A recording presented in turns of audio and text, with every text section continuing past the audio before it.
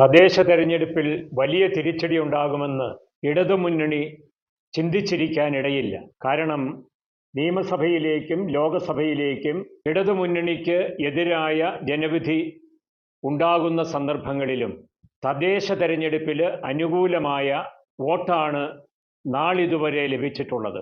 എങ്കിലും ഭരണവിരുദ്ധ വികാരം കുറെയൊക്കെ അനുഭവപ്പെടാനിടയുണ്ട് എന്ന് ചിലരെങ്കിലും വിശ്വസിച്ചിട്ടുണ്ടാകണം. കാരണം സത്യസന്ധരും യാഥാർത്ഥ്യബോധമുള്ളവരും എല്ലാ പാർട്ടികളിലും കുറെയെങ്കിലും അവശേഷിച്ചിട്ടുണ്ടല്ലോ. തങ്ങളുടെ നില മെച്ചപ്പെടുത്താൻ സാധിക്കുമെന്ന് UDF തീർച്ചയായും പ്രതീക്ഷിച്ചിരുന്നു. എങ്കിലും ഇത്രയും വലിയ അട്ടിമറി വിജയമുണ്ടാകുമെന്ന് അവർ പോലും കരുതിയിട്ടുണ്ടാവില്ല. ഈ തെരഞ്ഞെടുപ്പിൽ ജനം വൈരാഗ്യത്തോടെ വോട്ടുകുത്തി എന്നതാണ് യാഥാർത്ഥ്യം. ജില്ലാ പഞ്ചായത്തിൽ മാത്രമാണ് ഇടതുമുന്നണിക്ക് ഒപ്പത്തിനൊപ്പം നിൽക്കാൻ കഴിഞ്ഞത്.